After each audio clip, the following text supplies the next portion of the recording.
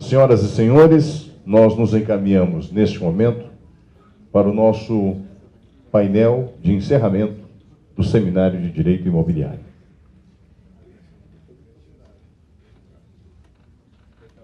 O tema escolhido para encerrar o nosso encontro é Lei do Distrato, reflexo nas contratações. A moderadora deste painel será a doutora Andréia Moraes Mourão, por gentileza. No seu lugar. Assessora jurídica da DMDF, diretora-presidente da Comissão de Direito Imobiliário da RIEX e diretora regional no DF do Instituto Brasileiro do Direito Imobiliário, o IBRADIM, que é um dos organizadores deste evento. Nossos palestrantes convidados. Temos a satisfação de receber o advogado e presidente do IBRADIM, Dr. Olivar Vitali.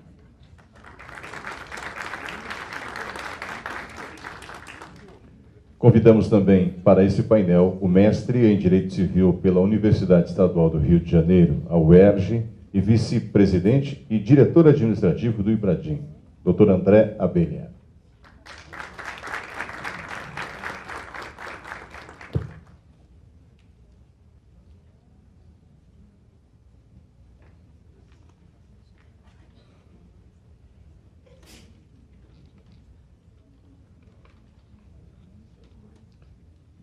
Pode tomar seus lugares, os senhores, seus assentos, por favor.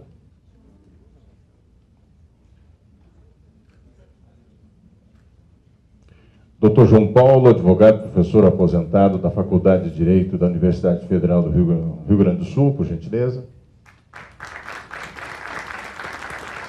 Dr. Ricardo Campelo, advogado membro do Conselho de Administração do IBRADIM.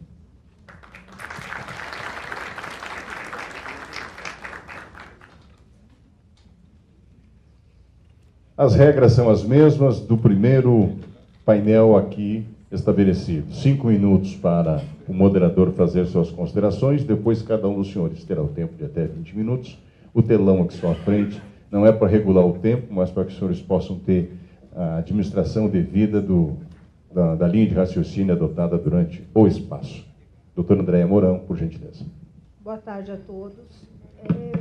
Esse painel, nós inicialmente contaríamos com a presença do professor Melim Chalub, mas por um problema de pauta de julgamento, ele não pôde estar conosco, mas eu tenho certeza que foi uma justificativa muito relevante, porque ele não teve condições de pedir o adiamento do julgamento. Mas, de qualquer forma, contamos aqui com excelentes colegas, com colegas que trabalham nesta área de incorporação imobiliária, que é o doutor João Paulo, meu conterrâneo do Rio Grande do Sul, e o doutor Ricardo Campelo, meu colega do Conjur, e do IBRADIM, e doutor João Paulo, também meu colega do Conjur. Não vou me delongar muito, porque esse painel, eles têm muitas coisas para conversar. Lei dos distratos é de extrema importância, então eu vou pedir para o André Abelha começar a sua explanação. E muito obrigada por vocês terem vindo, e vamos começar aí com o excelente painelista, doutor André Abelha. Obrigado, Andréia. Obrigado, Olivar, João, Ricardo. É um prazer dividir esse painel com vocês. Agradeço a DEME pelo convite e parabenizo a todos que estão resistindo aí bravamente até o fim do evento, né? Enfim, eu quero adiantar para vocês que o meu papel aqui nesse painel é de homem-bomba, né? Sabe aqueles caras turbantes, óculos escuros, que pegam aquela sacola suspeita, entram no ônibus, sai, joga a base e sai correndo? Então é mais ou menos isso que eu vou fazer aqui, né, com essa minha apresentação.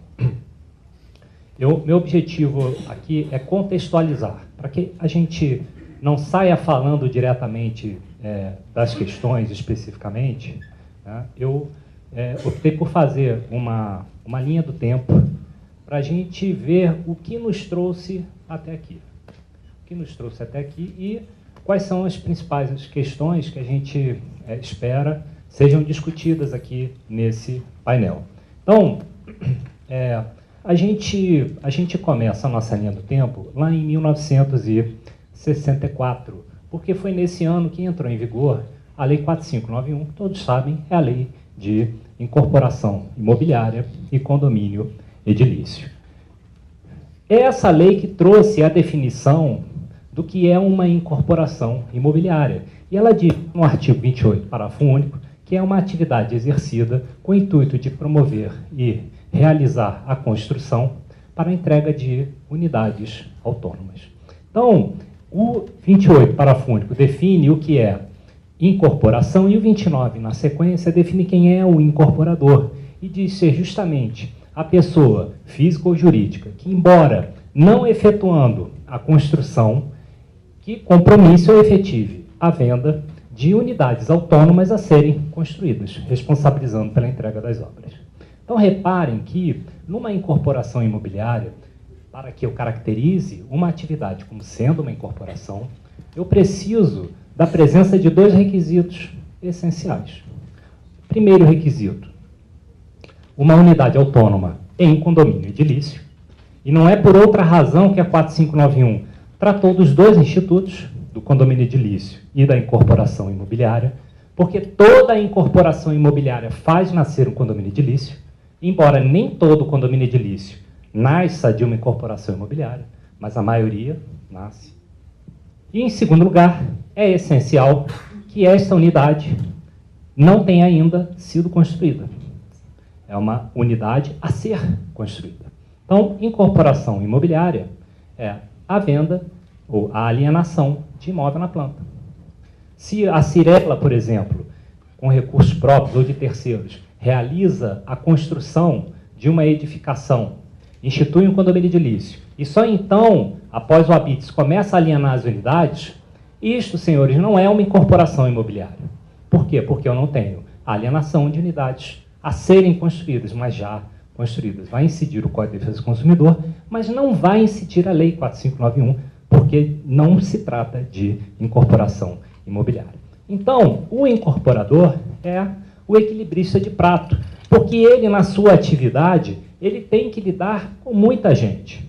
Ele tem que lidar com o dono do terreno, ele precisa lidar com o poder público para os licenciamentos, ele precisa do corretor de imóveis para fazer a intermediação da venda das unidades, ele também necessita, óbvio, do adquirente, né? São justamente as unidades, elas são produzidas para alienação, o construtor, porque hoje em dia, na maioria dos casos, o incorporador não é quem constrói, o construtor ele é contratado para isso, ele vai geralmente precisar do banco para financiar a própria produção, a construção do empreendimento, ou então, no caso de repasse, ou até do crédito associativo, o financiamento, a aquisição, então ele vai estar financiando os adquirentes, e ele tem que lidar hoje também, cada vez mais, com o mercado financeiro e, finalmente, com o cartório, por o registro do empreendimento, pois, como o Gama disse aqui, você não pode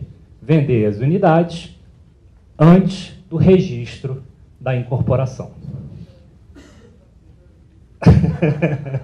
Bom, e aí vocês reparem que 30 anos se passaram, porque quando vem a Lei 4591, a gente ainda tinha, né, um processo incipiente de urbanização, nós tínhamos empreendimentos mais simples, né, eram muito excepcionais os empreendimentos mais complexos, e 30 anos se passaram até que surgisse a Lei 8663, que trouxe a figura dos fundos de investimento imobiliário. E aí a gente não parou na 8663. 4 anos depois, vem a 9514, que traz a alienação fiduciária sobre bens imóveis e os CRIs.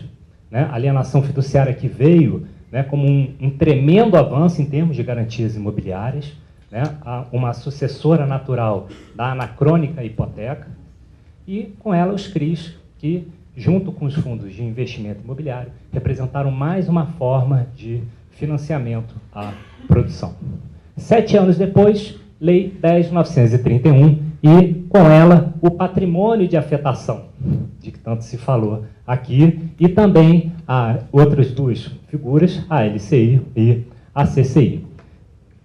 Reparem que todo esse marco regulatório, né, representou uma atração muito forte entre o mercado imobiliário e o mercado financeiro. E isso refletiu em quê? Isso refletiu num aumento substancial das opções de financiamento do funding, do empreendimento imobiliário. Muito mais recurso para o empreendedor. Chega 2008 e 2009, temos o anúncio da Copa do Mundo no Brasil. Temos também a escolha do Rio de Janeiro como sede das Olimpíadas de 2016. Então, todo esse conjunto de fatos gerou, né, como não poderia deixar de ser, um círculo virtuoso, o nosso boom imobiliário. A gente começou a ver, especialmente nos grandes centros, muitos canteiros de obra, né? Então, foi um momento realmente muito virtuoso para o mercado imobiliário brasileiro. Só que, o que acontece? Muita obra, a gente começou a ter muita demanda por esquadria, muita demanda por obra, muita demanda por mão de obra, engenheiro, mestre de obra. Chega um momento em que começa a faltar.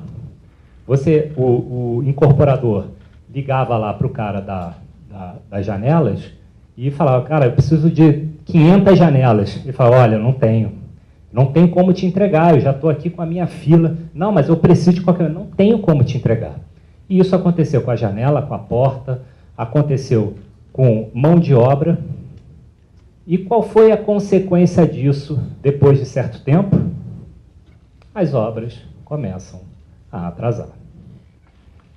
E aí, junto com isso, né, não só com relação ao atraso das obras, mas em relação à multiplicação, né, de unidades imobiliárias vendidas, vem as reclamações diversas. A judicialização dos negócios de venda de unidades na planta explodiu. Então, o que a gente via? Discussão sobre corretagem, sobre danos morais, sobre os distratos, defeitos de obra, questão sobre responsabilidade do condomínio, quem paga, a partir de que momento, né, isso pode ficar por conta dos adquirentes, questão da inversão da multa, de cumulação de multa, juros no pé durante a obra, e as coisas foram se multiplicando, e este era o cenário. E também, nesse momento, o mercado começa a cair. E nesse mesmo momento surge, né, já como em decorrência do tema 577, que já tinha sido julgado pela STJ em 2013, o STJ vem em 2015 e aprova a súmula 543. E é essa súmula 543 que diz que, na hipótese de resolução de contrato de promessa de compra e venda de imóvel submetido com a defesa do consumidor, deve ocorrer a imediata restituição das parcelas pagas pelo adquirente, em duas hipóteses. Integralmente, em caso de culpa do construtor, ou parcialmente, se quem deu causa ao desfazimento foi o adquirente. Então, reparem, o STJ regulou duas hipóteses: resolução por descumprimento do incorporador, resolução por descumprimento do adquirente. Ele não regulou a resilição unilateral. A súmula não trata de resilição unilateral, que é a pura desistência. Eu desisto do contrato, a chamada denúncia vazia. Não é isso que disse a súmula, mas, apesar disso, foi isso que começou a ser aplicado em muitas decisões judiciais. Consequência: de cada 100 imóveis vendidos, 41 eram devolvidos às construtoras. Consequência disso, claro que ia ter consequência. Valores das construtoras começou a desabar, a gente começou a ver vários pedidos de recuperação judicial. O mercado virou de cabeça para baixo. E aí, na época, o mercado começou a falar, o que a gente vai fazer para resolver, né? Criou-se uma frente, né, chamada de Pacto Global. Diversas entidades, né, assinaram, juntamente com o Ministério da Justiça, Ministério da Fazenda, Tribunal de Justiça do Estado do Rio de Janeiro, OAB Rio, Abrainc, CEBIC, ABAME e ADM Rio assinaram esse pacto, cujos objetivos principais eram reduzir a judicialização e aumentar a segurança jurídica. Afinal, o empresário, quando planeja o empreendimento, precisa saber o que vai acontecer lá no final do empreendimento. Eu preciso saber quais serão os efeitos dos meus atos, porque é isso hoje que falta no Brasil. A gente faz um planejamento, mas não sabe qual vai ser o efeito desse negócio jurídico que está sendo executado. Bom, a previsão é que o pacto entrasse em vigor em janeiro de 2017. Lá no Rio de Janeiro, inclusive, algumas decisões judiciais já começaram a aplicar o Pacto Global como referência interpretativa, antes mesmo da sua vigência, para deixar claro que a súmula 543 não dava ao adquirente o direito à desistência. Só que então começaram, né, as críticas, Ministério Público, enfim, dizendo que esse Pacto Global representava grande prejuízo para os adquirentes, e aí você teve uma primeira suspensão por 90 dias dessa vigência. Órgãos de defesa do consumidor se recusaram a assinar, né, ou a ratificar esse pacto e, por consequência, ele foi, vamos dizer assim, engavetado, nunca chegou a entrar em vigor. Vem, então, uma nova frente. Em 2018, dezembro de 2018, é aprovada a Lei 13.786, que indevidamente, né, foi apelidada, mas apelidada está, não vou remar contra a maré, de lei dos distratos. O que é o distrato? Né? É a resilição bilateral, quer dizer, tem nada a ver. O que a lei visa regular é as hipóteses de resolução. Ela até traz, como a gente vai ver, uma hipótese de resilição unilateral. Então, quais foram, vamos dizer assim, os 5 destaques, a meu ver, dessa lei? Em primeiro lugar, o quadro resumo. Você hoje, né, o incorporador, precisa colocar no contrato o quadro resumo com informações obrigatórias que a própria lei traz, e, se isso não ocorrer, ele tem 30 dias para ditar o contrato, né? Findo o prazo, se não tiver sanada essa omissão, você teria aí, numa expressão, para dizer no mínimo duvidosa, né, em termos de redação, justa causa para rescisão contratual por parte do adquirente. Segundo foi o prazo de arrependimento. Agora sim, está prevista uma hipótese de resilição unilateral. 7 dias contados da assinatura, se o contrato foi firmado no estande de vendas ou fora da sede. Terceiro lugar, cláusula de tolerância. Decorridos 180 dias do prazo fixado no contrato, você pode ter a resolução com a devolução integral, ou então, caso não se tenha optado por essa opção, você vai ter então a entrega do imóvel e o pagamento de uma multa pelo incorporador de 1% ao mês sobre os valores pagos pelo adquirente. Então, se ele pagou R$100.000, ele vai ter por mês R$1.000, né, por mês de atraso. Outro ponto, e foi o mais polêmico, inclusive, né, a gente vai ver aqui, são as retenções. Por quê? Agora a lei prevê, em caso de resolução, em primeiro lugar, vão ser descontados do valor a devolver ao adquirente, corretagem. Em segundo lugar, se o adquirente teve a posse, o incorporador vai descontar também os impostos e o condomínio, mais 0,5% ao mês, sobre o valor do contrato e não sobre os valores pagos. E, finalmente, a multa, também incidente sobre os valores pagos, 50%, se sobre aquela incorporação foi instituído patrimônio de afetação, e 25% nos demais casos. Finalmente, prazo de devolução, outra novidade super importante. Por quê? Agora o prazo de devolução, se você tem afetação, uma incorporação afetada, o incorporador terá 30 dias após o habite para devolver os valores ao adquirente. Ou então, no caso de revenda, 30 dias após a revenda. E se não há afetação sobre a incorporação, o incorporador tem 180 dias contados da resolução. Então, esses são os principais destaques, né? E a lei mal entrou em vigor, né, a gente vai ver que temos algumas questões principais.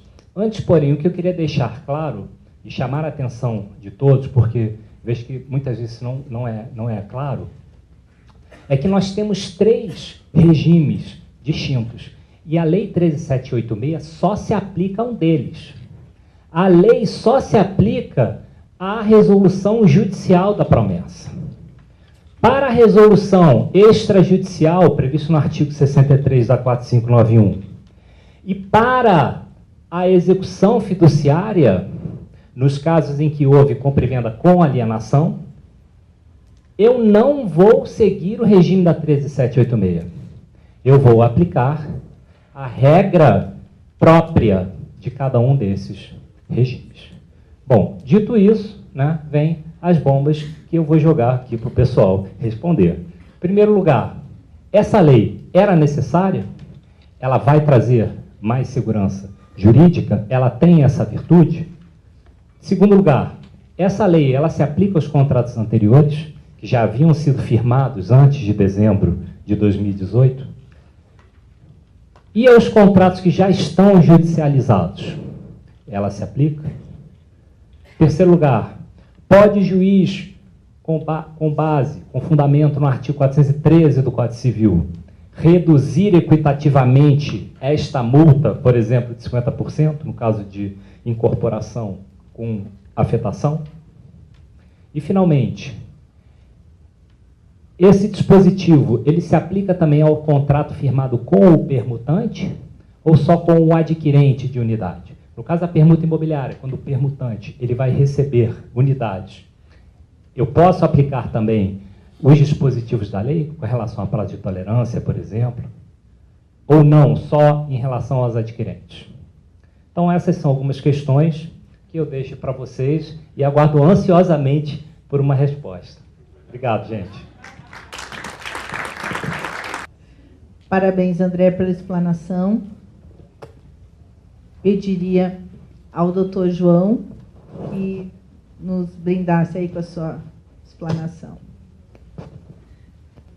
Em primeiro lugar, gostaria de agradecer o amável convite da Andréia, e principalmente como substituindo o professor Melim Chalub, é preocupante e naturalmente produz uma ansiedade, porque reconhecidamente de uma capacidade diferenciada. Saúdo meus colegas, né? Olivar, André, o Ricardo, colega no Conjur. Aproveitando, e até talvez parece que nós teríamos combinado a apresentação do André, eu optei, quando o André me convidou, e considerando o título deste painel, de itemizar 3 efeitos que me parecem, entre tantos outros, extremamente relevantes e substanciais.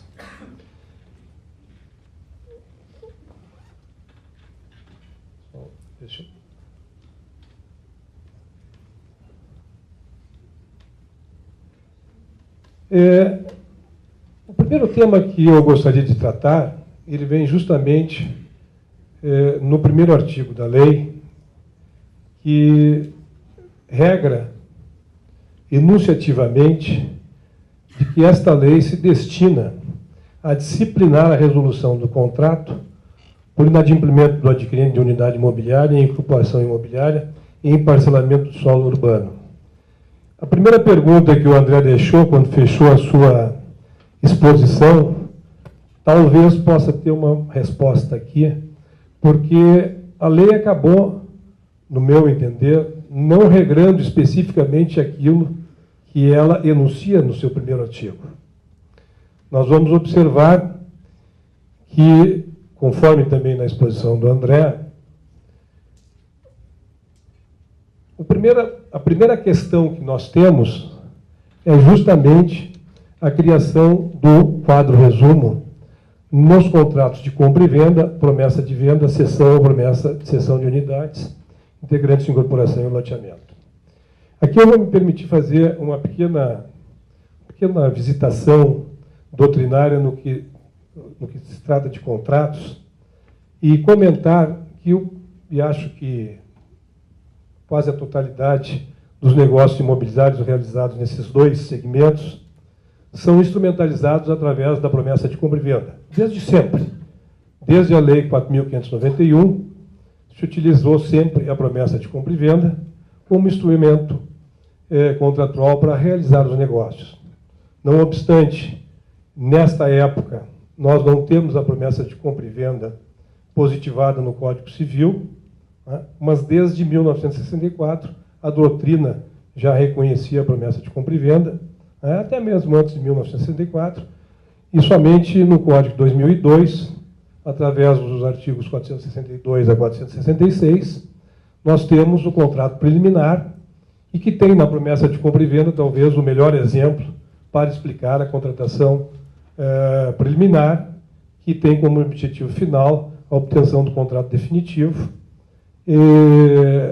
só não guarda a forma do contrato definitivo, mas todos os demais elementos para poder utilizar. Então, é um contrato que era chamado de inominado, no que diz respeito à sua especificidade, utilizando naturalmente o artigo 104, com os requisitos da validade do negócio jurídico, e os elementos essenciais, a coisa, o preço e o consenso. E isso foi utilizado durante todo esse tempo, me parece, até o advento da Lei 13.786, no final de 2018. Explico por quê. Entendo que, a partir desse momento aqui, nós temos um contrato nominado ou típico, criado através da Lei 13.786, aonde estabelece a forma e o conteúdo que esse contrato deve ter. A forma, através de um quadro resumo preambular, e é interessante porque o mercado sempre utilizou o quadro resumo ao final do contrato por uma questão operacional, muito mais fácil a preparação dos contratos, deixando o quadro resumo ao final. Mas, a partir da Lei 13.786, a forma é obrigatoriamente iniciada pelo quadro resumo, com todos os 12 elementos. A lei fala em informações, né? Uma linguagem certamente consumerista, em que os 12 incisos devem ser atendidos no quadro resumo. O André mesmo referiu que, em havendo a ausência, omissão, diz a lei, de algum destes elementos, é aberto 30 dias para correção e suprir esta falta, sob pena de ocorrer falta grave pelo incorporador, naturalmente se entendendo que o contrato é de adesão e que o contrato foi formulado por ele, incorporador. Então, aqui nós temos uma situação, me parece, substancial e relevante, e que não diz respeito a distrato, diz respeito a uma nova forma de contratar. A partir de agora, a contratação em imóveis originados em incorporação imobiliária e loteamento terão que cumprir, conforme os contratos nominados ou atípicos, uma estrutura legal estabelecida em lei. Muitas vezes até esses contratos têm um nome iuris já designado. Nós não temos aqui, mas provavelmente acabará sendo batizado ainda, me parece, esses contratos serão batizados. Então, esse ponto é fundamental. E em mais, não só esta formalidade deve ser atendida, de que no parágrafo 2º é previsto de que aquelas hipóteses de desfazimento do contrato adversas ao adquirente devem ser destacadas, redigidas na forma do artigo 54 do Código de Defesa do Consumidor e assinadas pelo adquirente no corpo do quadro resumo. Ou seja, a forma é essencial. Acho que esse ponto, que não era previsto originalmente no projeto de lei número 68 da Câmara Federal, foi introduzido no PL 1220, PLC 1220 pelo Senado Federal, e me parece que foi talvez uma surpresa.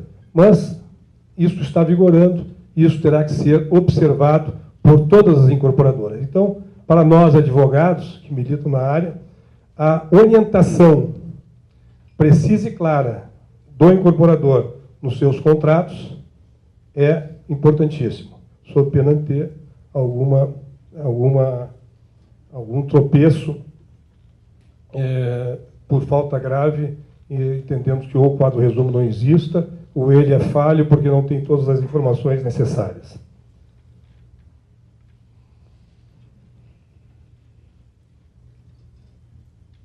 Esse era o primeiro tópico que eu gostaria de tratar, no que eu entendo de relevante como reflexo. Aqui é a continuação, então os dois parágrafos determinando, no parágrafo primeiro, a correção no prazo de 30 dias, e no parágrafo segundo, o destaque especial às condições de desfazimento do negócio desfavoráveis ao adquirente. O segundo reflexo, que me parece também relevante, foi comentado pelo André, en passant, é o direito de arrependimento que surge através do inciso 8º do artigo 35A. A relevância deste inciso me parece que, primeiramente, retoma uma matéria que nós já tínhamos conseguido vencer completamente através do recurso repetitivo 159/9511, tendo como relator o ministro Paulo Tarso Severino, em que tratava da possibilidade de transferir o ônus da comissão de corretagem ao adquirente. Matéria que foi muito discutida judicialmente, com muitas decisões desfavoráveis às incorporadoras. Nós, no Rio Grande do Sul, tivemos, inclusive, no âmbito do juizado especial, uma posição quase sumulada desfavorável, e finalmente conseguiu-se reverter esta possibilidade. Por que eu digo que nós voltamos aqui a uma temática que já estava vencida?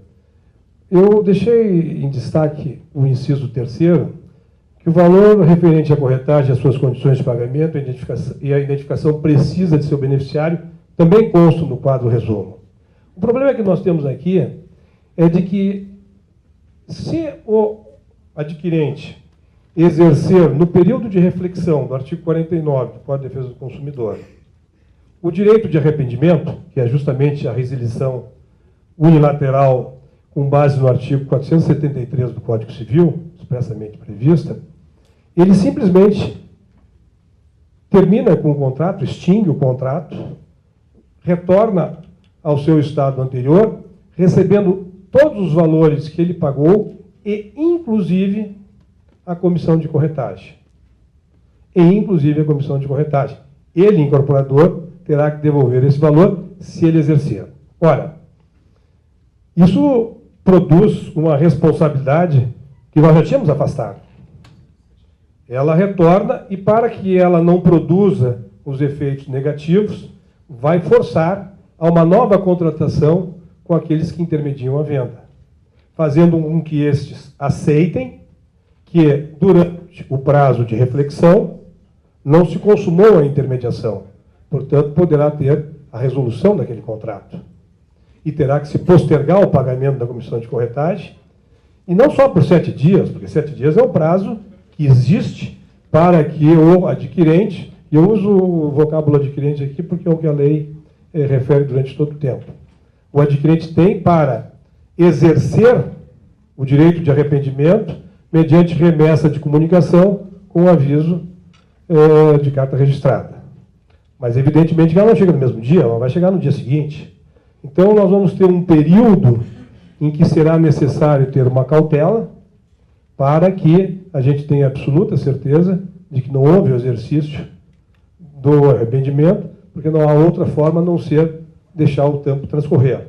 Então, aquilo que tinha se vencido volta a ter uma situação, me parece, pelo menos intermediária. Nós vamos ter que criar um novo mecanismo de contratação com os corretores de imóveis, as empresas que fazem a intermediação, inserindo esta nova condição. Esse é o lado ruim, né? Mas sempre a gente procura achar um lado positivo, né? Que é, por outro lado, um certo fortalecimento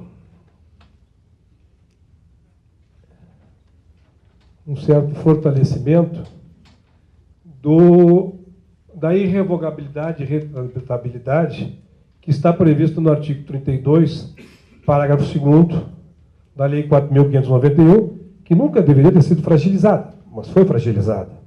Tá?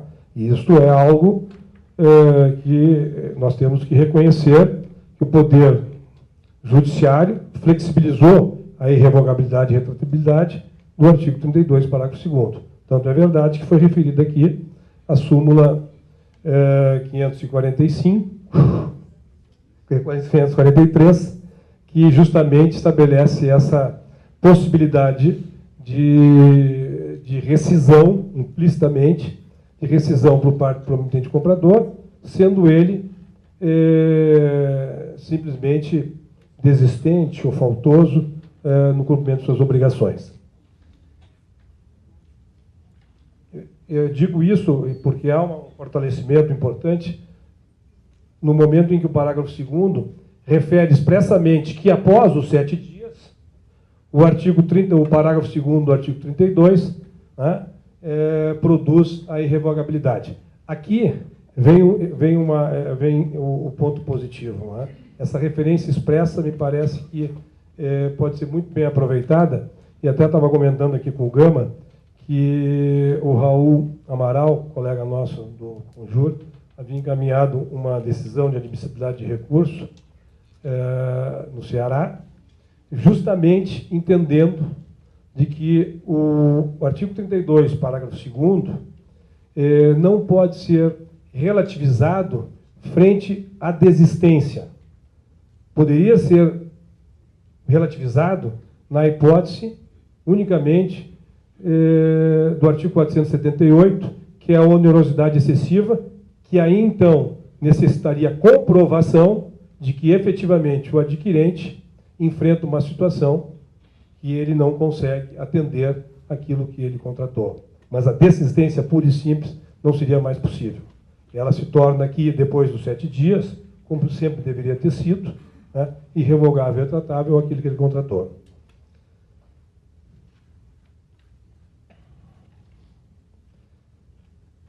Acho que também uma complementaridade importante é que esse artigo aqui deveria nos remeter a tratar uma matéria que a lei também passou sem qualquer regramento, que é aquele que não é consumidor, mas é investidor na compra de um imóvel em incorporação ou loteamento, o que não é incomum. Veja que a lei se destina aqui, e o próprio artigo 49, ao consumidor. Então, seria recomendável, eu acho, que nos contratos, na parte geral, identificar aquele adquirente que não é consumidor, razão pela qual ele não terá o benefício do arrependimento e ficará submetido à irrevogabilidade, portanto, ao cumprimento do contrato, que seria uma das duas faculdades que o incorporador não inadimplente poderia exercer através do artigo 475, que valeria também para depois o consumidor que já passou os 7 dias. Não é? Ou ele rescinde o contrato por falta grave, ou exige o cumprimento do contrato, que são as duas hipóteses que o artigo 475 empresta ao contratante adimplente. Quase lá. Essa aqui foi uma sugestão na época, lembra, Gama, na reunião lá do Conselho Jurídico, que a gente tinha feito de acrescentar, era parágrafo 9 na redação original, mas não, infelizmente, não foi possível inserir. E, finalmente, aqui, André, e aqui respondendo o primeiro item, fechamento, de que se a lei veio resolver, aqui eu tenho uma preocupação muito grande. E a preocupação muito grande reside no artigo 43A, no parágrafo 1º, em que fica prevista a possibilidade, e a dupla possibilidade, né? Primeiro, o prazo de carência, que já estava consolidado na jurisprudência, não havia mais nenhuma discussão, quase em nenhum lugar do Brasil, de que os 180 dias daquele eram admissíveis e não tinha qualquer ônus para o incorporador por esse atraso. O problema é, a lei regra que depois de 180 dias, se o promitente comprador quiser aguardar, ele permanece aguardando, recebe 1% sobre aquilo que ele pagou e desconta dos valores que ele está devendo. O problema não é esse. O problema é a hipótese criada, clara e objetivamente, de resolução por inadimplemento absoluto do incorporador, que atrasar a entrega do imóvel após os 180 dias. Se ele não regrar os 180 dias, é logo após o contrato. Mas vamos considerar que todos coloquem os 180 dias. Né? A partir dos 180 dias, haveria o inadimplemento absoluto do incorporador. E isso provocaria a faculdade do adquirente entender como resolvido o contrato. E ao entender como resolvido o contrato, por falta grave absoluta do incorporador, ele teria direito a receber, no prazo de 60 dias, todos os valores que ele pagou, devidamente corrigidos pelo índice do contrato, a multa, que no parágrafo 1º não é referida a exemplo que nós temos as 25% e 50%, mas então é uma multa, e se não escrever a multa, qual seria a multa que teria no contrato? Aquela prevista para o incorporador? Certamente. Nós não podemos esquecer que no dia 8 de maio será julgado o tema 971, que trata da reciprocidade da multa em benefício do promitente comprador.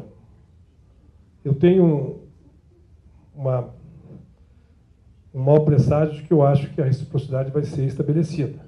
Significa dizer que essa multa aqui será correlata à multa do incorporador. E aí, uma multa em favor de um comprador é fácil. Agora, se uma coletividade de adquirentes resolvem entender ou serem induzidos a entender que está resolvido o contrato, a partir daqueles 180 dias todos, ou uma boa quantidade, querem os valores pagos, corrigidos, com a multa que foi estabelecida em favor do incorporador, o valor da causa é o valor do contrato, conforme o Código de Processo Civil, e me parece que depois de 60 dias a gente eventualmente teria mora em não tendo sido pago o valor. Então, eu tenho uma preocupação muito grande com o efeito deste artigo, dessa disposição legal. E aqui fico pensando de que, conforme no primeiro slide é muito antigo, desculpa, mas combina com a minha idade, mas para a plateia não. Vejam que a lei tinha como objetivo disciplinar o inadimplemento do adquirente das unidades. E nós temos, eu acho que eu fui um pouco mais homem-bomba do que o André, e nós temos aqui algumas questões que realmente são preocupantes. Desculpa, eu passei o tempo, agradeço a atenção de todos os senhores.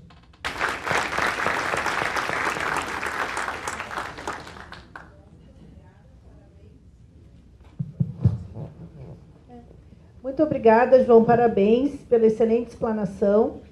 Pediria agora ao nosso colega Ricardo Campelo que fizesse as suas considerações. Bom, boa tarde a todos. Eu, como não trouxe slides, eu vou pedir permissão para o presidente para fazer a apresentação aqui sentado. Aliás, não trouxe slide, eu não trouxe PowerPoint, muito menos o Prezi, né, que é essa apresentação que o André Abelha faz, que eu acho fascinante, né, muito mais dinâmica, né, muito mais rica. Mas, bom, estou mais em casa impossível aqui, né? Meu colega João Paulo, André, meus colegas do Conjur, meus grandes amigos do Ibradinho, o Abel e o Olivar. Uma satisfação estar participando aqui. Agradeço, André, pelo convite. Ainda bem que o João Paulo já deixou claro que é ele que está substituindo o Melim, né? Eu estou aqui só para fazer número aqui, né? Só para somar. Não, quem está substituindo o Melim Chalub é ele, eu estou aqui só para somar.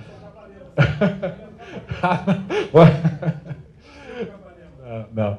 E fiquei feliz que cheguei a tempo de ver a palestra do meu presidente Gama, fazendo a sua já protocolar quebra de protocolo, né, que em todo evento agora nós temos a quebra de protocolo. E, bom, vamos lá, né, mas falar mais uma vez sobre distratos. Eu queria já, antes de entrar, eu queria até pegar carona aqui na apresentação do João Paulo para falar sobre essa última questão da multa, né.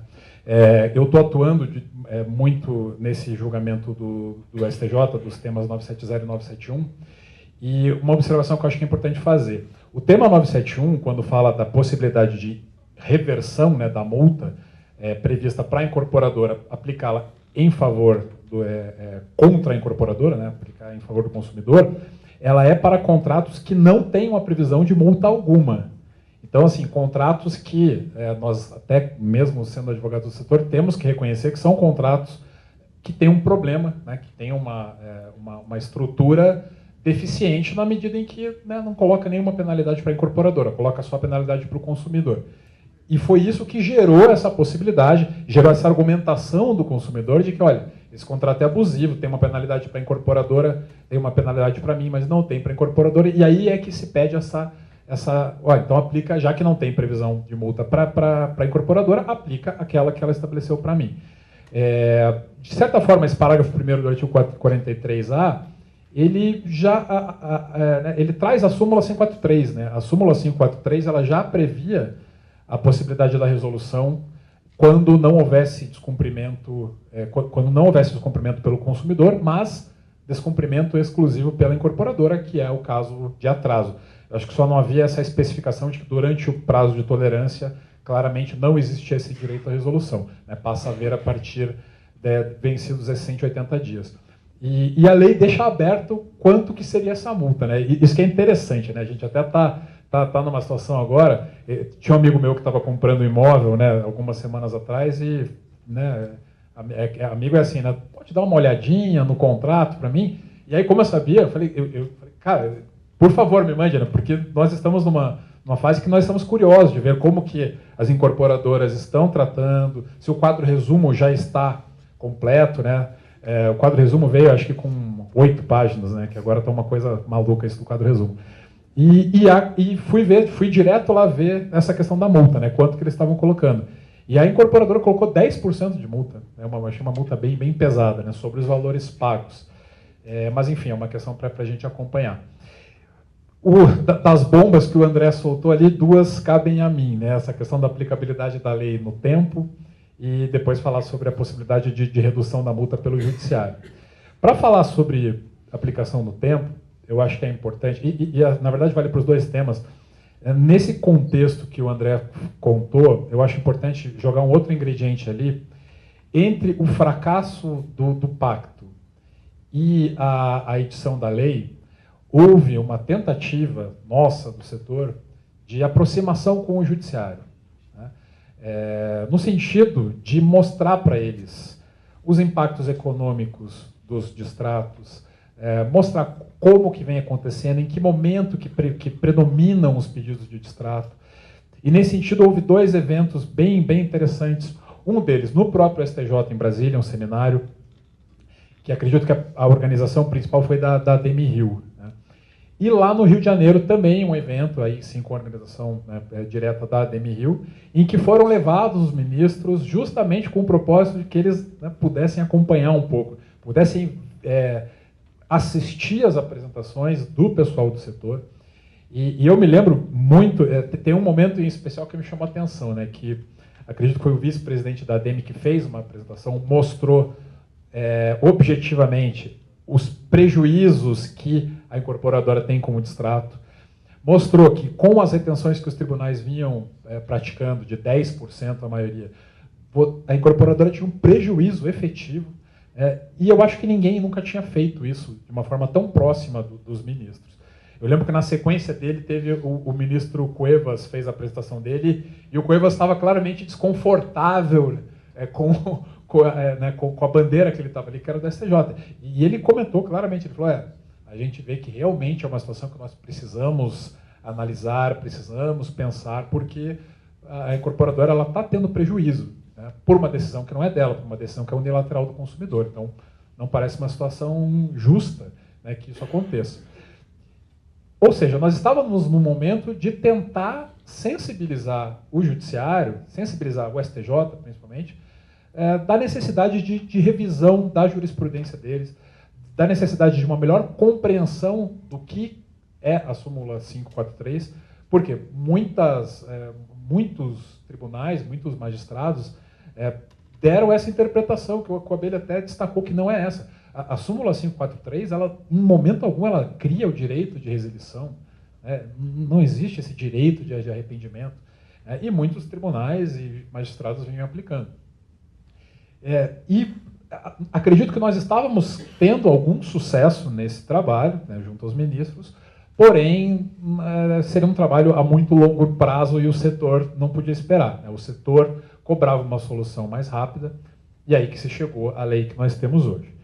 Bom, para falar na aplicação da lei no tempo, se vale ou não, primeiramente, para os contratos assinados antes da edição da lei e para os casos judicializados antes da edição da lei, acho que é importante a gente ter em mente que a lei trata de várias questões, né? O principal foco da lei, né, quando a gente até chama ela de lei dos distratos, eu acho que a gente está falando dos percentuais de retenção, né, que nós tínhamos um cenário de jurisprudência permitindo a retenção entre 10% e 25%, a lei chega subindo isso, né, no caso de empreendimento sem patrimônio de afetação, para 25%, e com patrimônio de afetação para 50%. Acho que essa é a realidade principal da lei, mas ela tem várias outras questões. Então, ela traz obrigatoriedade do quadro resumo, o direito de arrependimento nos 7 dias iniciais, essa questão da multa. Tem uma série de questões da lei, e aí cada obrigação, cada inovação que a lei trouxe, nós temos que analisar de uma forma. Tem situações em que você vai ter lei velha contra a lei nova. E aí é muito claro que a lei nova, né, ela vale para os contratos assinados após a sua publicação. Mas há casos em que você tinha lacuna da lei, e aí, para falar especificamente dos percentuais de retenção, você tinha, não exatamente uma lacuna da lei, mas você tinha uma aplicação distorcida da lei pelo próprio judiciário. Então, nós tínhamos a Lei 4591 já assegurando que o contrato era irretratável e irrevogável, e você tinha o judiciário flexibilizando isso, permitindo os distratos, e criando, né, esse percentual aí entre 10% e 25%, e é importante colocar, a maioria dos tribunais, a maioria das decisões, em geral, era 10%, ou seja, era uma retenção pífia que sempre acabava deixando a incorporadora com um prejuízo. Isso foi uma construção da jurisprudência. Não existia uma lei estabelecendo 10% e agora eu tenho uma lei falando em 50%. Se fosse esse o caso, eu concordaria plenamente que a lei só valeria para os casos novos. Mas não, nós temos uma lei que veio para tentar remediar uma realidade criada pela própria jurisprudência, a nosso ver, sem fundamento legal para tanto. Ou seja, quando a gente fala se vai aplicar ou não para os contratos em andamento, da questão da retenção desses novos percentuais de retenção, nós temos que ter em mente isso, que eu não tinha uma legislação prevendo, eu tinha uma jurisprudência que o próprio STJ estava numa fase de revisitar. E aí, para trazer agora, né, nós já temos algumas decisões judiciais após a edição da nova lei, determinando que ela não se aplica para os casos em andamento, para os casos já judicializados e para os contratos antigos, mas eu acredito que o que foi mais representativo nas últimas semanas foi justamente esse princípio de julgamento no STJ dos temas 970 e 971, que tratam, né, de outras questões, trata de atraso de obra e das penalidades aplicáveis, mas que, justamente por a 13786, ela trazer também disposições sobre multas, sobre penalidades em caso de atraso, houve houve um questionamento sobre a aplicabilidade ou não da nova lei, e nesse sentido a própria CEBIC protocolou uma petição, quando o ministro Salomão pautou o julgamento ali, para daqui a uma semana, um julgamento que nós fizemos audiência pública em agosto do ano passado, e de repente o ministro pautou para ali daqui a uma semana o julgamento. A CEBIC protocolou uma petição dizendo que, em virtude da nova lei, entendia prudente haver uma discussão mais ampla sobre essa possibilidade ou não de aplicação da lei, pedindo a suspensão do julgamento, que foi mais ou menos que o ministro Salomão acatou.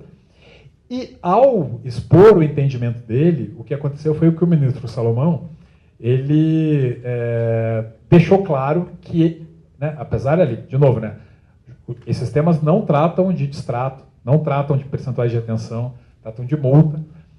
É isso que estava para ser decidido, mas o ministro Salomão já entrou no mérito dos distratos de uma forma direta, deixando claro o entendimento dele de que a nova lei ela só valeria para contratos assinados após a sua publicação. Ele colocou para votação como questão de ordem a aplicação direta ou não da 13786 para aqueles casos, ou seja, tratando de multa. O que foi efetivamente votado e o objeto da proclamação de resultado desse julgamento é esse. Para os temas 970 e 971, não vai ser aplicada de forma absoluta a lei, talvez até seja aplicada como referencial. Só que ele manifestou esse entendimento de que, também com relação aos distratos, a lei não valeria para contratos antigos. No que ele foi seguido pelo ministro Raul Araújo e pela ministra Isabel Galotti, que deram ali já fizeram uma manifestação muito enfática no sentido de que a lei só vai valer para contratos novos. Mas é importante nós colocarmos que não houve discussão, o setor não pôde ir até o STJ para defender a aplicabilidade para os contratos anteriores, como eu entendo que se aplique. O Olivar tem manifestação muito fundamentada e clara nesse sentido de que eu não tinha uma lei regulamentando os percentuais de retenção. Quando vem uma lei nova, por que eu não poderia aplicar para os contratos em andamento?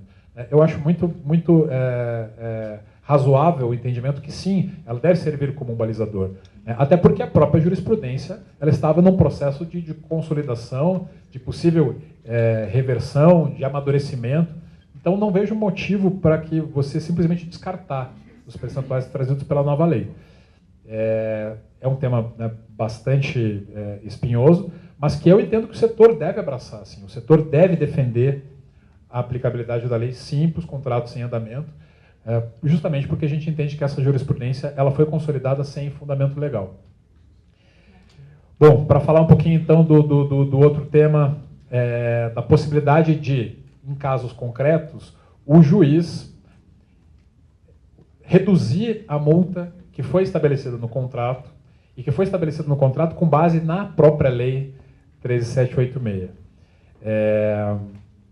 No seminário que a CEBIC realizou no ano passado, lá em Curitiba, o ministro Verson Rego, o desembargador Verson Rego, do Tribunal de Justiça do Rio,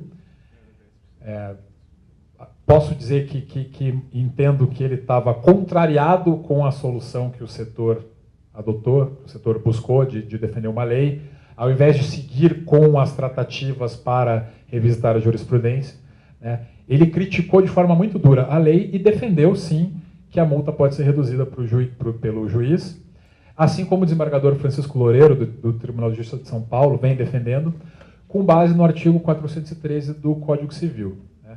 O que diz o 413? Que, nos casos concretos, na interpretação de contratos, o juiz poderá reduzir a multa que se revelar manifestamente excessiva, considerando a natureza do negócio, a natureza e a finalidade do negócio. É isso que diz o 413. Algumas pessoas, incluindo esses dois desembargadores, defendem que, com base nisso, o juiz, no caso concreto, ele poderá reduzir, por exemplo, os 50% que a lei permite de retenção como penalidade na ruptura de contratos com o patrimônio de habitação. E me parece uma argumentação um pouco frágil. Por quê? Primeiro que a lei fala, que o 403 fala em manifestamente excessivo. e fala considerando a natureza e a finalidade do negócio. Bom, nós temos, no caso, né, um negócio, num contrato de compra e venda de imóvel, que justamente pela sua finalidade, pela sua natureza, nós temos agora uma lei estabelecendo essa finalidade. Né? Então, não é uma iniciativa de uma das partes, do fornecedor, né, se sobrepondo ao consumidor hipossuficiente. Não, nós temos uma lei, né, que passou por todos os trâmites legislativos obrigatórios e que culminou na edição desses percentuais como percentuais máximos. Então, quando a 13786 estabelece penalidade convencional de até 25% ou até 50%, a lei está dizendo que acima disso é excessivo. Até esse limite não é excessivo. É uma lei que está dizendo, não é uma das partes signatárias do contrato estipulando a multa.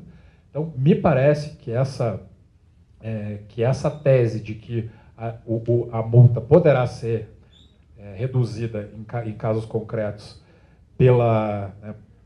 por uma excessiva onerosidade, me parece um argumento que não deve ser acolhido. Para mim, o 413 faz muito sentido num contrato, um contrato comercial de qualquer natureza, em que você tem duas partes e que, efetivamente, né, quando você lida com a situação em concreto do descumprimento do contrato ou de uma ruptura, aí você percebe, bom, aquela multa que nós estabelecemos lá no começo, ela está se mostrando, no caso prático aqui, excessivo. E, de novo, não me parece ser o caso quando nós temos uma lei. E por que a lei estabeleceu esses percentuais? Justamente por conta do quadro que veio se desenhando e que mostra que a incorporadora estava sofrendo prejuízo com os percentuais de retenção que vinham sendo praticados. De novo, a gente está tratando de uma situação que deve ser cada vez mais a exceção. O distrato, como esse termo popular que vem sendo atribuído para as desistências, ele é muito nocivo, não só para a incorporadora, mas para o conjunto de adquirentes. Ele é nocivo para o sistema, porque a incorporadora ela precisa, o negócio de incorporação imobiliária, ele é, por natureza, um negócio que conta com o financiamento dessa coletividade. E aí, se você permite a desistência, se você facilita, ou se você é conivente com a prática da desistência, você acaba prejudicando toda essa coletividade. Então, quando a lei vem e coloca um percentual de 50%, que pode até soar como abusivo, e acho que a imprensa fez muito esse esforço nas manchetes para colocar dessa forma como uma penalidade abusiva, me parece que a definição desses 50%, ela considera justamente a finalidade e a natureza do negócio. O que a 13786 quer fazer é dificultar a desistência. De fato, ela quer que a desistência ela seja uma exceção. E por isso, ela coloca uma consequência que é realmente, numa primeira vista, gravosa. Ela é uma penalidade gravosa para o consumidor, o que não quer dizer que ela é manifestamente excessiva. Então, a meu ver, para responder o questionamento que o André colocou ali, não, o juiz não pode fazer a redução com base no 403 do Código Civil, e acho que é uma bandeira que é importante o setor defender. Então, eram essas questões que nós tínhamos. Eu agradeço e devolvo a palavra para a nossa presidente. Muito obrigada, Ricardo, pela tua explanação, muitas informações importantes de reflexão, E pediria, então, agora ao Olivar, tá certo, Olivar? Para que ele nos brindasse aí com a sua explanação. E muito obrigada. Não gosto de falar no verde. Sou muito corintiano para falar no verde. Bom, primeiramente eu queria agradecer a Andréa pelo convite. E em nome... então, isso que eu ia falar. Eu ia agradecer não pelo evento apenas, mas pela representatividade do Ibradim no Distrito Federal, em nome da Andréa Mourão, que é quem carrega essa bandeira aqui. Muito obrigado, Andréa. Falo em nome de todos nós da diretoria executiva. André Abelha, que está aqui, meu amigo, Ricardo Campelo. Queria falar que é uma honra estar aqui. Conheci o João Leal pessoalmente hoje, já ouvia falar dele pela participação no Conjur. Prazer estar aqui com o Gama também, que é o capitão desse povo todo do Conjur, tão importante e que tanto atuou para chegar nesse assunto que nós estamos tratando. Falar o que eu sempre falo nos eventos, e eu acho que é meu dever, além de ser o meu prazer, que o Ibradim ele conta com a participação de pessoas como vocês, que querem, desejam o melhor para o mercado imobiliário no nosso assunto específico, no direito imobiliário. A nossa participação é o fomento, é a difusão desse conhecimento técnico imobiliário. Muito aprendemos no Instituto e muito trocamos informação e conhecimento no Instituto. Participem. No assunto específico de lei de distrato, nós temos, inclusive, um material em produção, receita pronta e no forno, de uma coletânea de mais de 40 artigos a respeito da lei de distrato. Até meados de março, associados do Ibradim e não associados do Ibradim apresentaram artigos. Eles estão sob revisão de uma profissional para que, provavelmente no fim de maio, e necessariamente antes do Congresso do Ibradim Nacional, que ocorrerá nos dias 6 e 7 de junho em São Paulo, essa coletânea seja divulgada. Dito isso, sem querer estender mais afora o assunto, por vocês guerreiros que estão aqui até agora, prometo ser breve e não estender o meu prazo e abrir para perguntas, que eu acho fundamental sobre esse tema. Eu vou falar um pouquinho do que remanesceu a respeito da Lei 13.786 de 2018. Minha árdua tarefa é acrescentar algo depois de tão brilhantes apresentações dos meus 3 colegas aqui ao lado. Vou me esforçar. Eu acho que talvez eu tenha mais a contribuir comentando um pouquinho do que eu vivi para chegar aqui nessa lei e opinando, além de simplesmente falar o que a lei traz.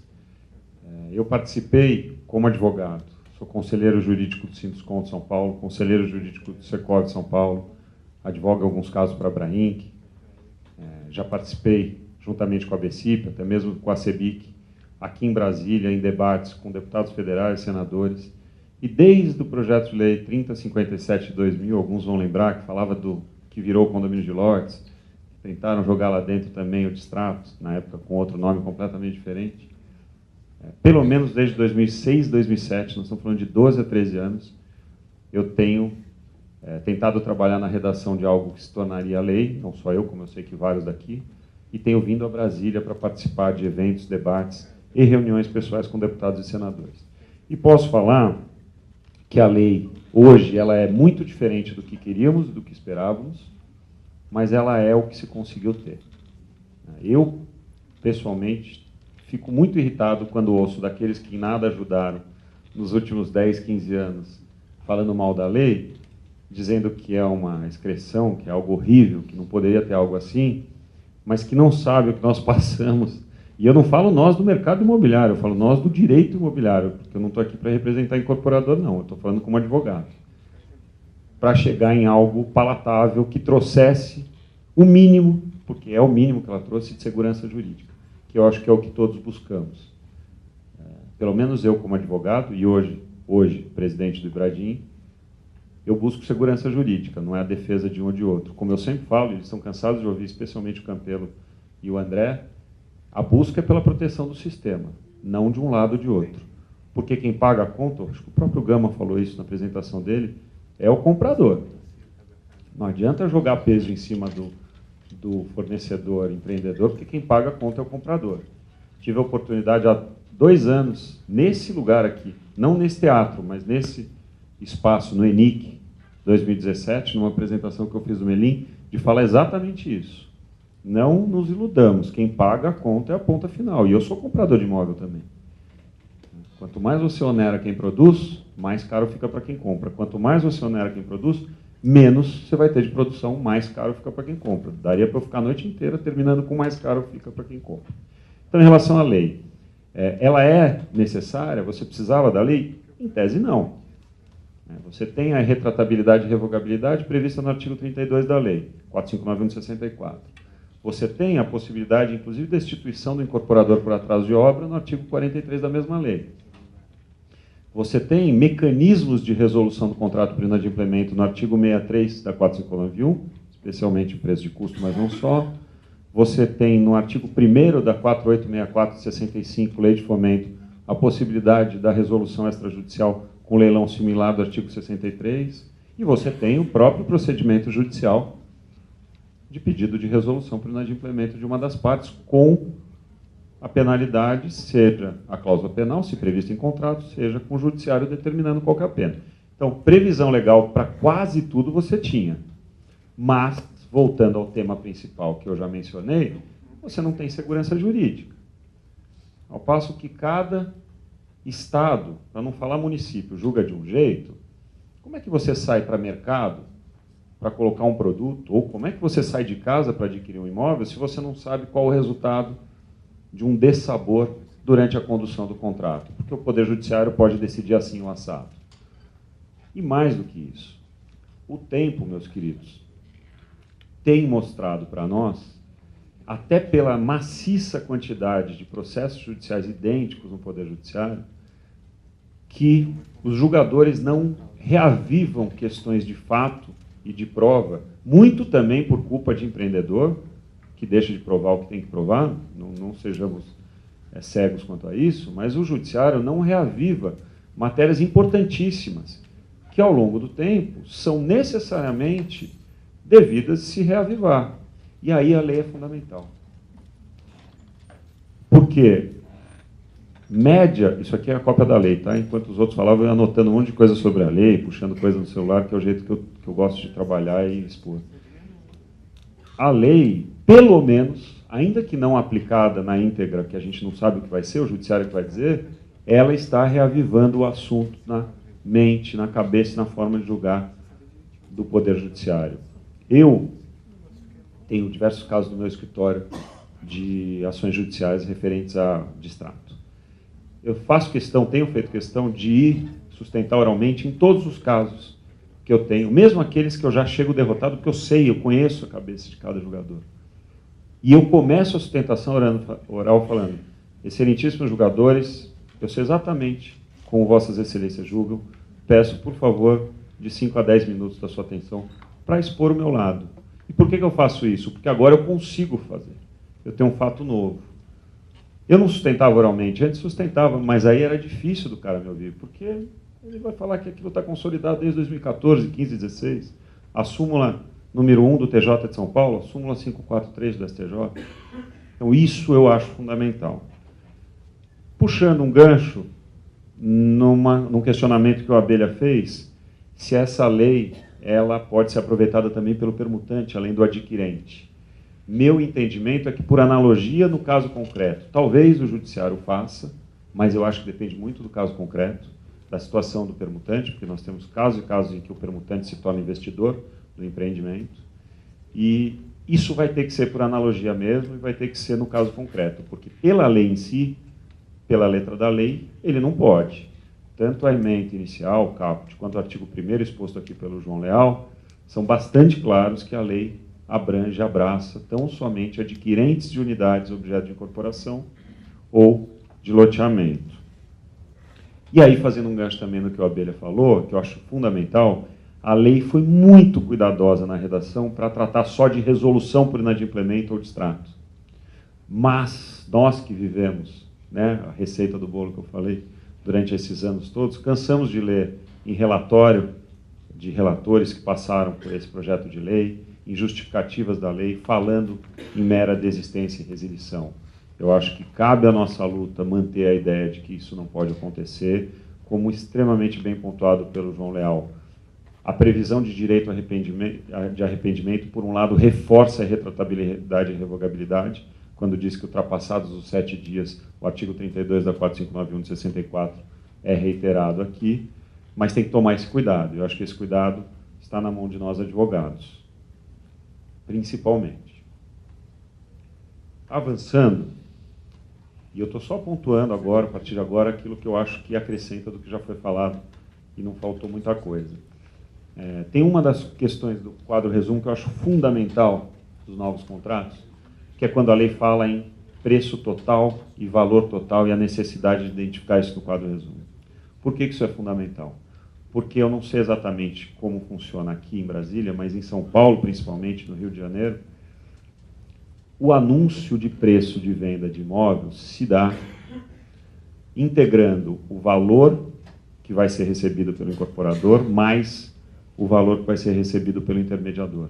E aí, no momento da assinatura do contrato, no mais das vezes, destaca-se para o contrato o preço a ser recebido pelo incorporador e numa outra tranche, no outro contrato, quanto vai ser recebido pelo intermediador. A lei, por N motivos, ela quer saber o valor total. E quer saber o valor total no contrato de venda. É fundamental, a meu ver, e mais uma vez, como eu já antecipei, eu estou opinando, não estou falando que isso está escrito aqui, que na propaganda de venda esteja destacado quanto é preço e quanto é corretagem, que somados vão trazer valor total. Sob pena de, no caso de resolução, o incorporador ter um problema em relação à não devolução dos valores de comissão de corretagem. Eu acho que isso é um alerta que tem que ser feito para as novas minutas de contrato. Mais um gancho de novas minutas. Hoje, um incorporador e um loteador, ele tem que adequar a sua minuta para a venda de unidades imobiliárias ou de lotes, objeto de incorporação e loteamento já em curso? Me parece que é meio óbvio. Na incorporação, fica bastante óbvio mesmo. Uma vez não atendendo isso, ele corre o risco de ter que adequá-la em 30 dias, sob pena de rescisão por justa causa pelo adquirente, como diz a lei. Mas e no loteamento? Eu acredito que no loteamento também. E por que o loteamento talvez fosse diferente? Porque a Lei 6766 de 79, seu artigo 32, exige que se deposite em cartório o contrato padrão de venda do lote. E esse contrato padrão não estará espelhado na nova minuta. A meu ver, você tem sim que adequar, mesmo os loteamentos já em curso, e uma vez adequando, você tem que carregar essa informação para o registro de imóveis, para que haja alteração desse contrato padrão ali registrado, ali informado, sob pena de não atendimento à Lei 6766 de 79.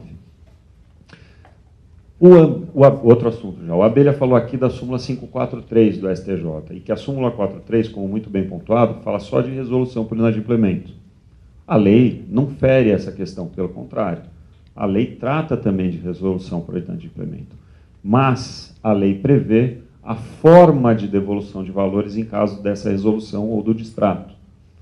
Com patrimônio de afetação, em até 30 dias depois do habite. Sem patrimônio de afetação, em até 180 dias depois da resolução ou do distrato. Isso é diferente do que está na súmula, que determina a devolução dos valores de forma imediata. A meu ver, tacitamente, a súmula, nesse quesito, está revogada. Para os contratos firmados anteriormente à lei também, aí já é outra coisa. Aí a questão não está na súmula. Está na aplicação ou não da lei aos contratos anteriores. Eu escrevi um artigo a respeito disso, como o Campelo já falou, e eu concordo com ele que, como você está tratando dos efeitos do contrato e não do contrato em si, não haveria ferimento ao direito adquirido, nem à coisa julgada, nem tampouco ao ato jurídico perfeito. Motivo pelo qual a lei deveria, sim, nos aspectos em que cabe, ser aplicada para os contratos anteriores. Óbvio que naquilo que não cabe, exemplo, quadro resumo, que os contratos não tem como aplicá-la. O João Leal falou de um ponto fundamental, atraso de obra. Atrasou, o adquirente pode pedir a resolução, atrasar, hoje, pela lei, atrasar significa ultrapassar os 180 dias do prazo de tolerância previsto no contrato, senão não atraso. Atrasou, ou seja, ultrapassados os 180 dias, pode o comprador pedir a resolução com recebimento da totalidade dos valores pagos corrigidos pelo índice do contrato, mais a multa estabelecida. Já muito bem explicado pelo João. E a lei fala também que ele tem a opção de manter o contrato. E aí, quando ele receber os valores lá na frente, a unidade lá na frente, quando pronta, ele vai receber com indenização. Que indenização? 1% do valor até então pago, também corrigido. É o que está na lei. Pergunto eu, pode o comprador decidir a qualquer tempo se ele quer resolver ou se ele quer receber? Então, o incorporador atrasa a obra, a perspectiva é que fique pronto dali a 8 meses, mas ele não sabe, já está atrasado. Pode o comprador ficar esperando e vendo o sabor ou o dissabor do mercado para a qualquer momento decidir se ele resolve ou não? Se ele pede a resolução ou não? A meu ver, se o contrato, se a minuta assinada, se o contrato, portanto, não tiver qualquer tipo de previsão diferente, pode sim. É uma opção e é um momento do comprador.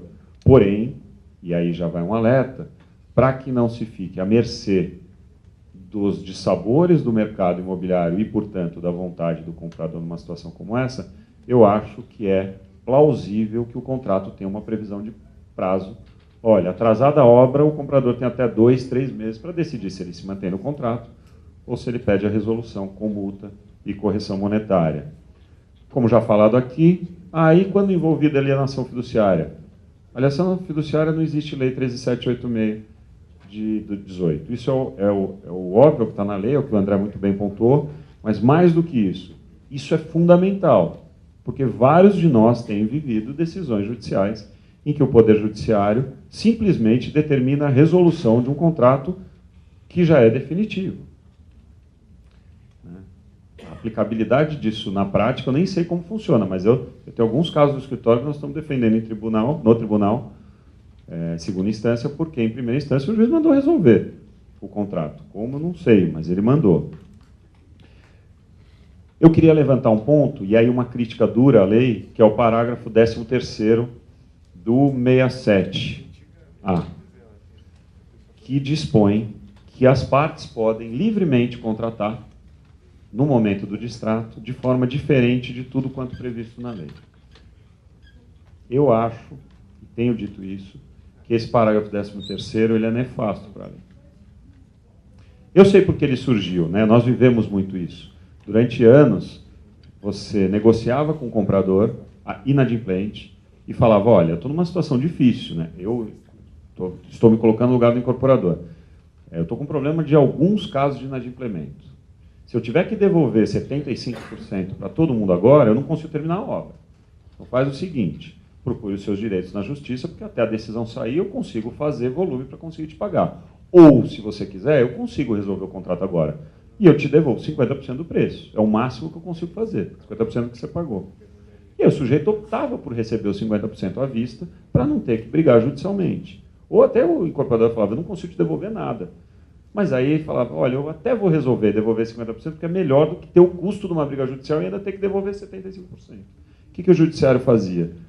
Uma vez o comprador assinando o distrato, dando irrevogável, geral, rasa, quitação, promovia ação judicial na sequência e dizia, olha, os ditames, os percentuais, a taxação desse contrato não está de acordo com o que o judiciário tem decidido. Então, além dos 50% que eu já recebi, determina a devolução de mais 25%, mais 30%. E o judiciário, no mais das vezes, determinava a devolução ignorando direito disponível, livre vontade das partes, no sentido de que a relação de consumo tinha que devolver. Esse parágrafo 13º nasceu daí. Eu sei porque eu trabalhei bastante na redação e eu lembro disso. E desde o começo eu falei, e eu reitero, isso é ruim para a lei. Porque, na minha opinião, nenhum magistrado, se pegar um distrato com devolução de 30%, vai falar, é verdade, de acordo com o parágrafo 13º, são só 30% e não. E aí você fortalece, a meu ver, o artigo 413 do Código Civil, já comentado pelo Campelo, porque quando você coloca na lei que pode o mais, o judiciário vai falar, obviamente, com base no artigo 413, pode o menos. Por equidade, manifestamente excessivo, talvez o judiciário queira reduzir a taxa dos 50% de retenção no patrimônio de afetação ou dos 25% de retenção na incorporação sem patrimônio de afetação. E já caminhando para o fim, eu queria comentar algo que eu anotei aqui, que eu acho importante, que é... Deixa eu achar, porque nem eu entendo minha letra, viu, gente? Não é fácil. Lembrei. A lei vem também, falando em segurança jurídica, consagrar algo que o judiciário já tinha decidido. Se eu sou um compromissário comprador de um imóvel lançado em incorporação pela Andréa e não estou conseguindo pagar, e consigo um terceiro cessionário que tem condições de honrar o pagamento, eu posso ceder o meu contrato a esse terceiro com a anuência do incorporador, que vai analisar as condições de crédito dele para saber se é firme a condição, e a Andréa, vendedora, não poderá cobrar de mim essa taxa de cessão. Isso era comum, corriqueiro nos contratos em todo o país. Sempre que carregado para o judiciário detonava e falava que essa taxa era ilegal. Eu cansei de pedir para os meus clientes tirar isso das minutas, e eles insistiam em colocar, mesmo com o judiciário indo contra. Isso agora acabou. A lei é bem clara ao dizer que essa taxa é ilegal, é abusiva. Mas, ao mesmo tempo, e eu acho isso correto, ela dá o direito do incorporador de analisar do crédito, e aí eu acho que tem que ser justificado. Fala, olha, não vou aceitar a cessão, porque você só vai me trocar o problema A pelo problema B. Tá bom? Dito tudo isso, eu encerro e agradeço muito. Obrigado.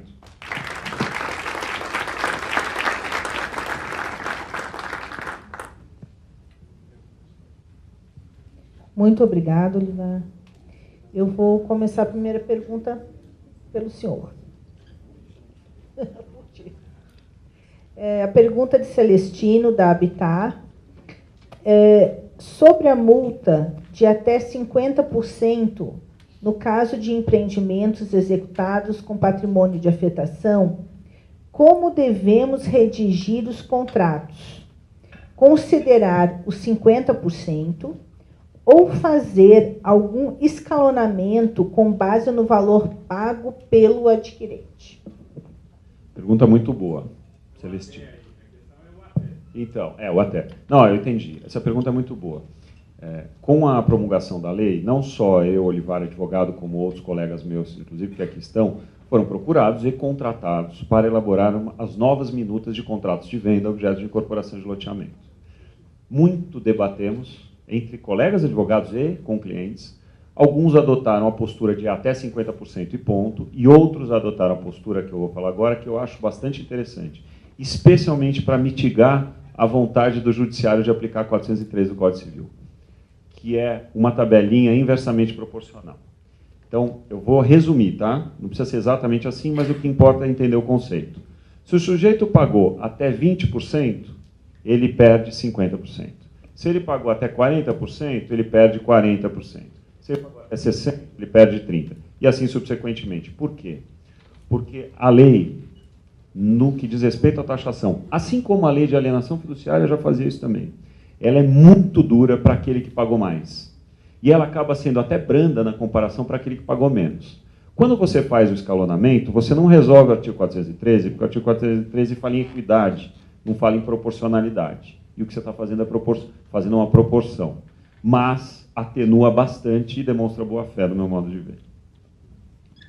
Só complementando, eu acho realmente essa regra é muito salutar, esse escalonamento, porque ele se preocupa em cobrir o prejuízo da incorporadora. Quando a gente vai ver por que havia, ou que se chegou à necessidade da lei, é justamente porque os percentuais praticados pelo judiciário não estavam sequer cobrindo o prejuízo da incorporadora.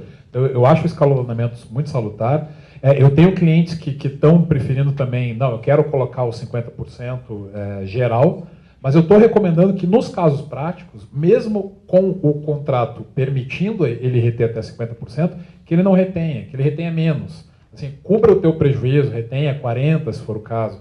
Porque aí, numa eventual discussão, né, do comprador sobre a legalidade ou não dos 50%, pedindo para reduzir com base no 413, ele teria até o argumento de falar assim, eu poderia ter cobrado, né, a mais, mas eu só cobrei para cobrir o meu prejuízo. Eu acho que esse é um drive assim, importante também.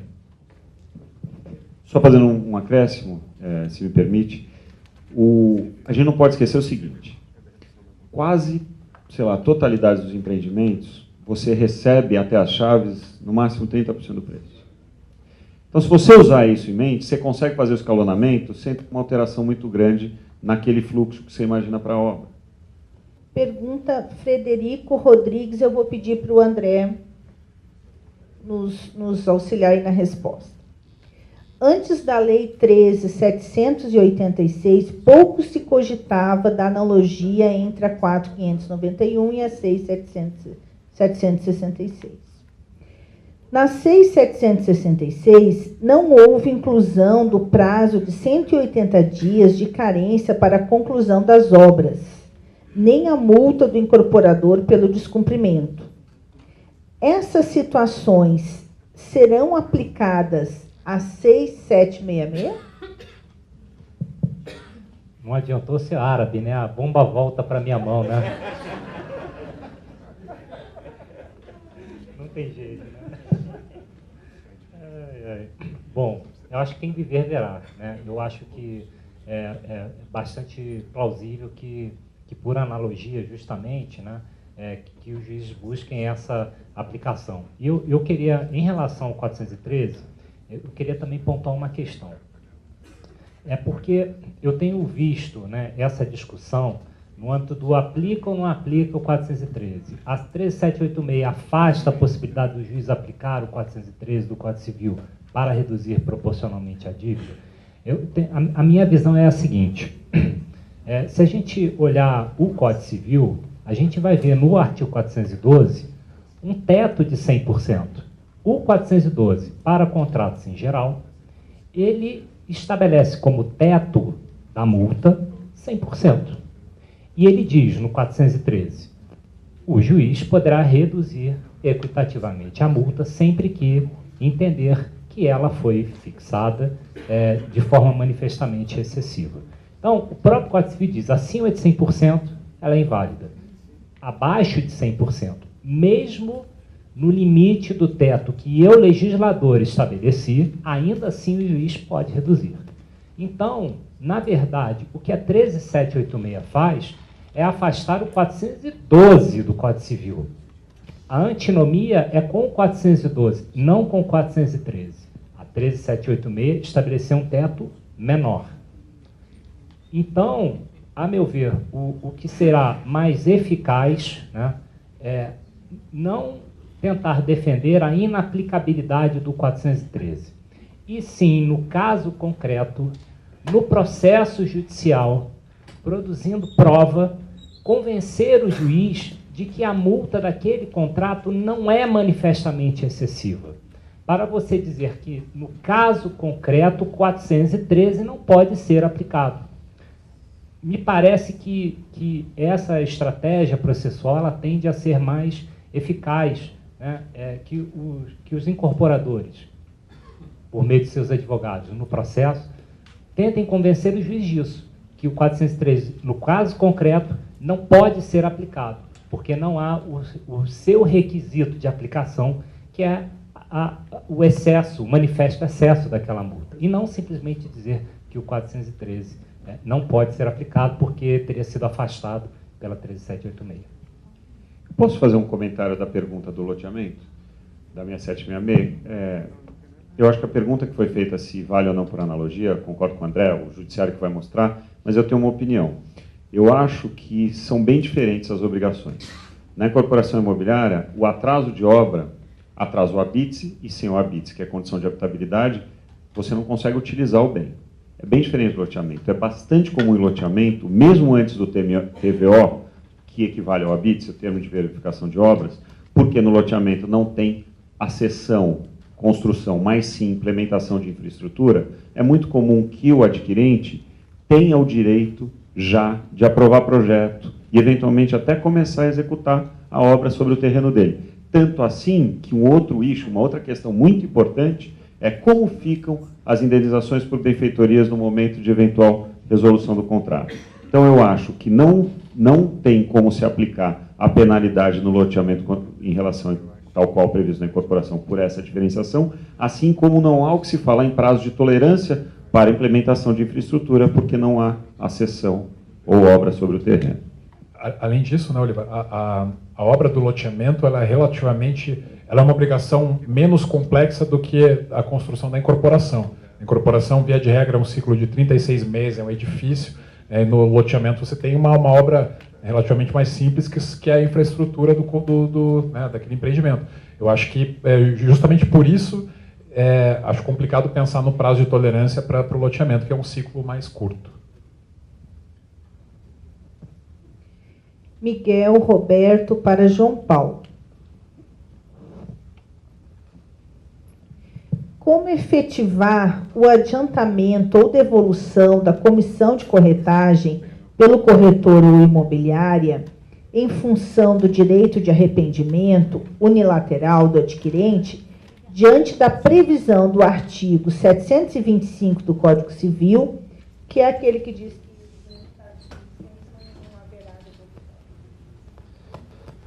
justamente eu comentei que uma certa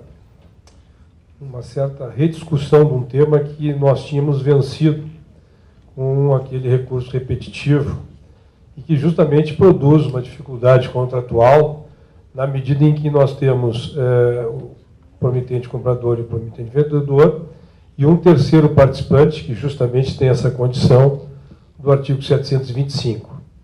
A conciliação desses três interesses diferentes certamente terá que se dar através de um contrato em que o corretor de imóveis, ou a empresa, terá que reconhecer essa nova condição jurídica que deriva da Lei 3.786, terá que se submeter à possibilidade da resilição unilateral por parte do adquirente e, portanto, se exercida essa condição de resilição pelo adquirente, a cláusula resolutiva será operada contra o contrato de intermediação que ele ajustou. A única forma que terá que ser é através de uma contratação e, preferencialmente, de que os valores não sejam entregues ao corretor neste período, porque, de forma ostensiva e direta ao adquirente, a responsabilidade será, ao meu modo de ver, da forma que a lei escreveu, integralmente do incorporador. Por isso que eu disse que realmente aqui foi um problema. Eu comentei rapidamente ali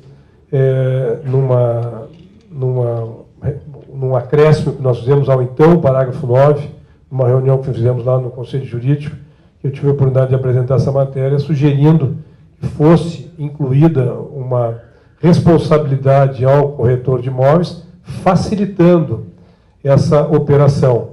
Mas, pela tramitação do PL 68, não foi possível isso. Mas terá que ser operado dessa forma. Uma contratação, reconhecendo a possibilidade da rescisão, o efeito resolutivo na intermediação, e acho que a cautela recomenda que os valores sejam pagos posteriormente ou mantidos em depósito, porque quem responderá será o incorporador.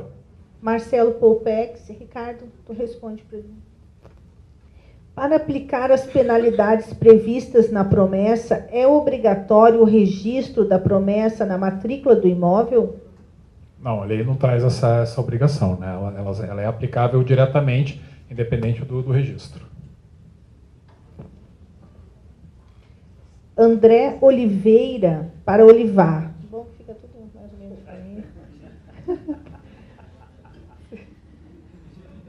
Para incorporação, loteamentos em andamento, deve-se alterar os contratos já assinados ou somente os novos? Muito boa pergunta. Isso foi uma dúvida que nasceu assim que promulgada a lei. Minha opinião, e acho que tem sido um consenso, é que não. Não há necessidade, a obrigatoriedade. Tem cliente meu fazendo. Como? Ele manda, especialmente nos empreendimentos que ele teve complicação e muito distrato, ele manda uma carta e chama o adquirente, sugere que seja feito o aditamento para atender à lei, e aí já aproveita, fala como está o empreendimento, a evolução da obra, tal, para trazer o consumidor ou adquirente para dentro. Mas isso é uma estratégia de marketing dele, que se torna também uma estratégia jurídica ato contínuo.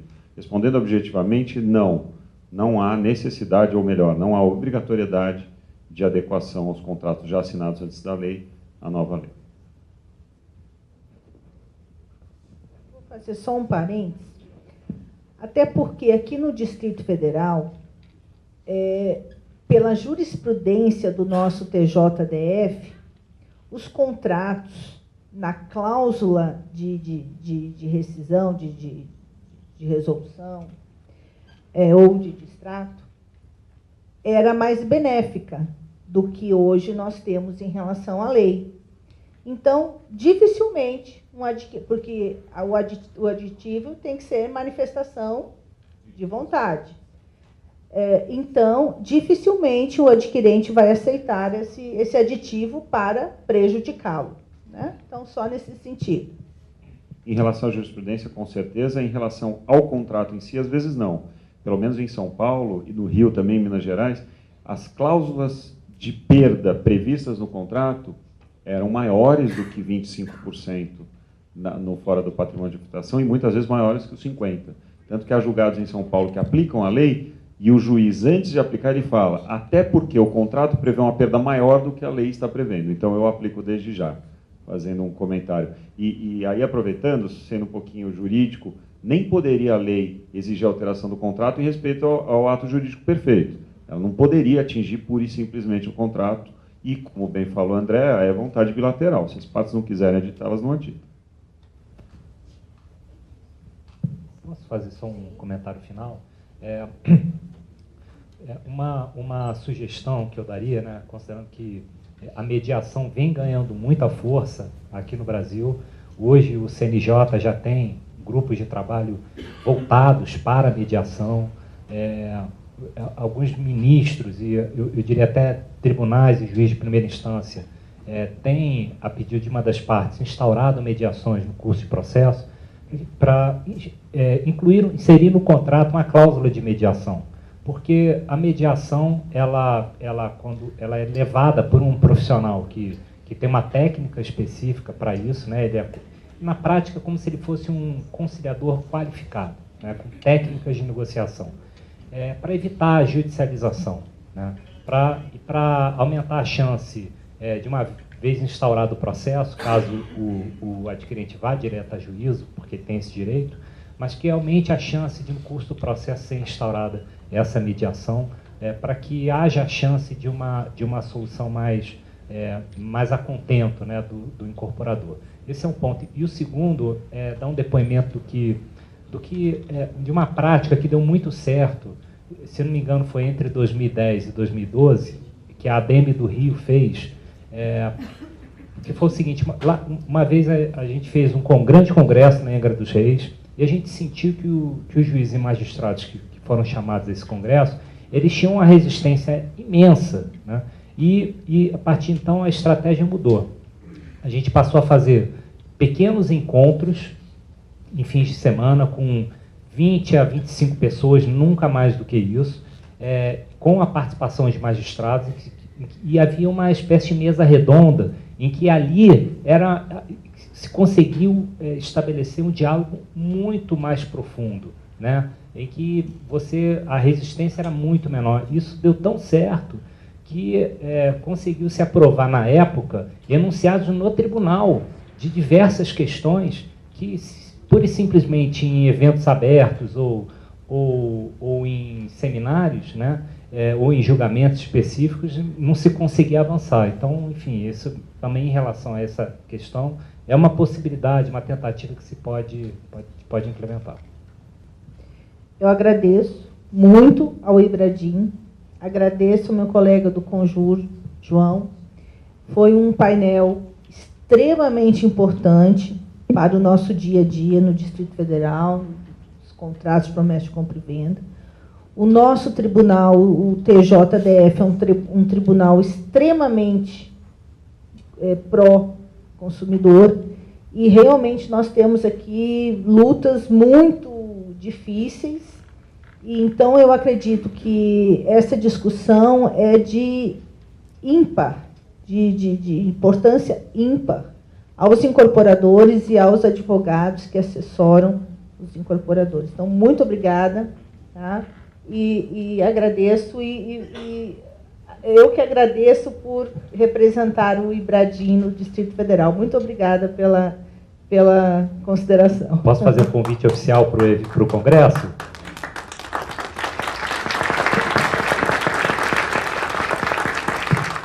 E, pessoal, aproveitando então o espaço, convidar todos oficialmente para o nosso Congresso. Ainda restam alguns ingressos, né, mas os 600 ingressos já estão quase esgotados.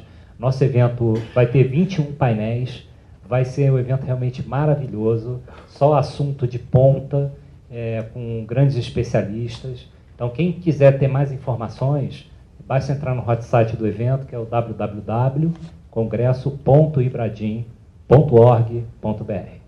Espero vocês lá.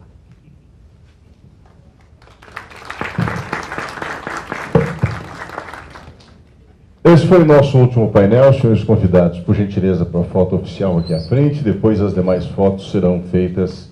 Só um instantinho, pessoal. Tem uma palavra. O pessoal que está preparando para sair, um instantinho só.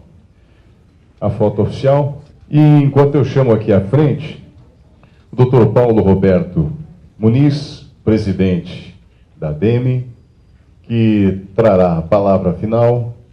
Eu peço que depois da foto os panelistas podem permanecer aqui para acompanhar a palavra final do senhor presidente do nosso seminário.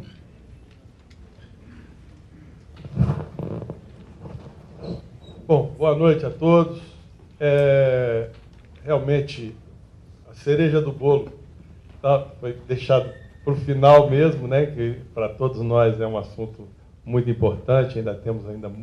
Ainda vão pairar muitas dúvidas, né? Mas fomos brindados aqui com mais um excelente painel, como todos que nós tivemos aqui, sem tirar nem pôr nenhum, todos foram maravilhosos. Quero aqui, então, em nome da ADEME, agradecer a todos que participaram, a todos os expositores, dar os parabéns ao doutor Eduardo, nosso vice-presidente, a doutora Andréia e a doutora Fabíola pela organização desse evento, pela formatação.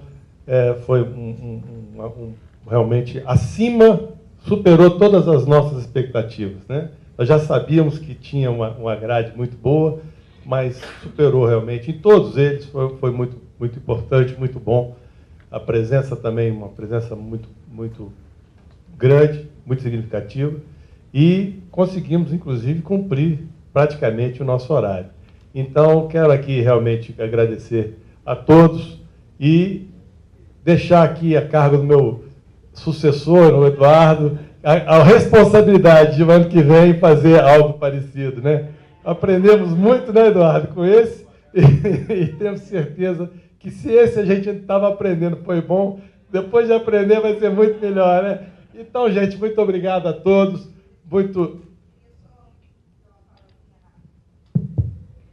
Nós da ADEME gostaríamos de agradecer.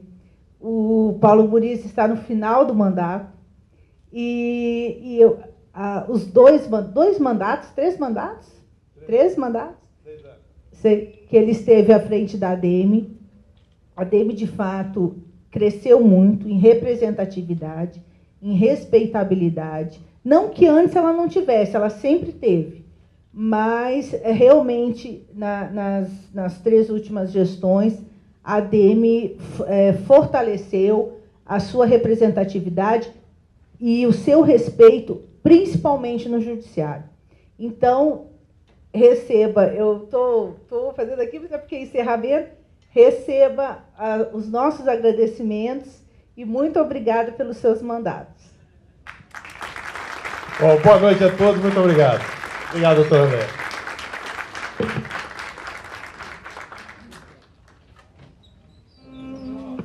Com essa palavra final está encerrado nosso evento. Obrigado pela presença de todos.